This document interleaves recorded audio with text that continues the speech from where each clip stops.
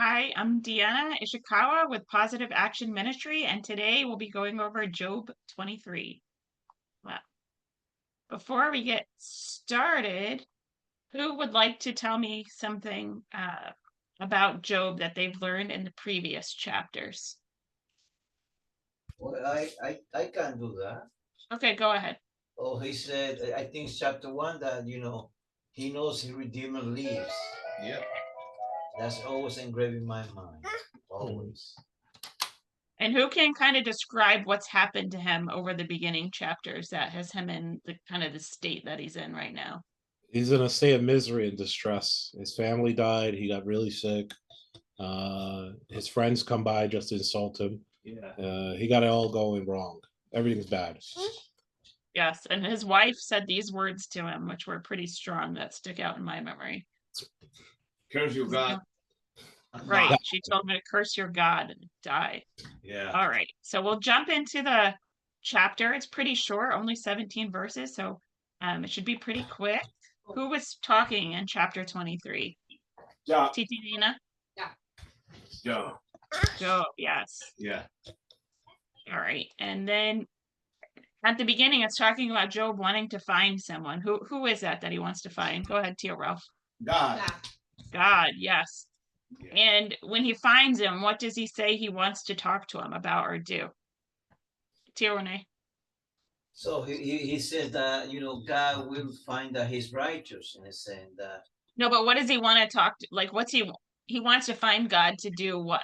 Go ahead, Tio Ralph. Okay, he want to make a case against the Lord, telling that he's been wrong. You know that he's on the right side, and he's a righteous man. You know, well, he want to make the case in front of him. He want to go like front, like a Yeah. court, make the case. Yeah. Yes, he wants to find God to make his argument. Yeah. And he wants to hear from God on the answers to those questions he had.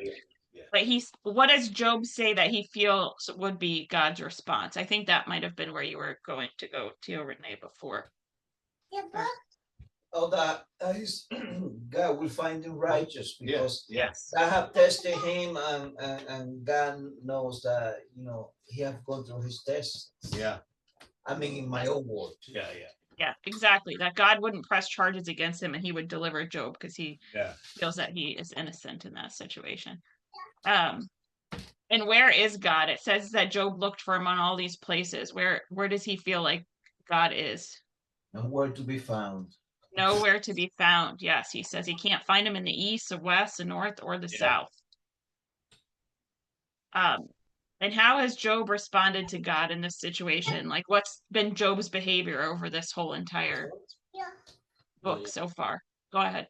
Yeah, the Joe is very eager to go in front of God and make the case to let him know and to tell him that he hasn't done nothing wrong, and then he that God will find him not guilty or anything, that he's innocent man.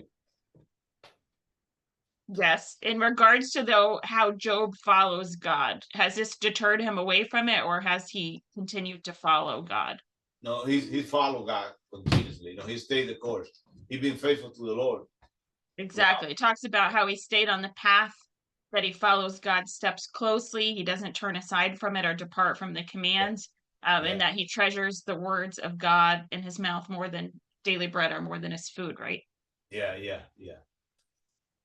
And it at the very end, Job kind of shares his emotions about how he feels about God. What kind of words is he using there at the very end in those last few verses? Don't recall. You recall? Yeah, doesn't he say do whatever? It's you anyway. You're gonna do what you're gonna do. Does he feel loved? Does he feel scared? Is he terrified, fearful? Scared. He's scared of God. Yeah. Yeah, so he's saying that he's terrified of him and he fears him in those last few verses over and over. So again, it was only 17 verses, it's pretty short. The things that stick out to me, and this is to remain confident in truth to yourself, and that's steady what we see over the chapters over and over, is that no matter what his friends are saying to him or other people are thinking about him, he still knows that this is happening. And to him, but he still believes in his innocence and that God will judge him accordingly to that because he is good.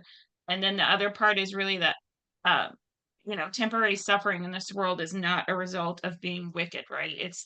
This is not happening to him because of something that he did in a wicked way. Any questions or items that anyone wants to discuss? Oh, I can't hear you. Go ahead. No, I say I identify with this chapter because the way they presented the whole thing, like he want to make the case, is like like he want to have an audience with the Lord to express his feeling. But I like his confidence that Yeah. he will be found guilty. It remind me of Eddie. He said, "I know I'm going to heaven." He was so confident, so I believe it without a doubt. Yeah, he entró así, yeah. He entró así. So my brother was so confident that I believe it and I feel it in my heart. He will go to heaven after the resurrection. Yeah. Yes. I love the chapter. I love it. Thank you. All right, that's all I have for today. All right, very good job. All right. Very good.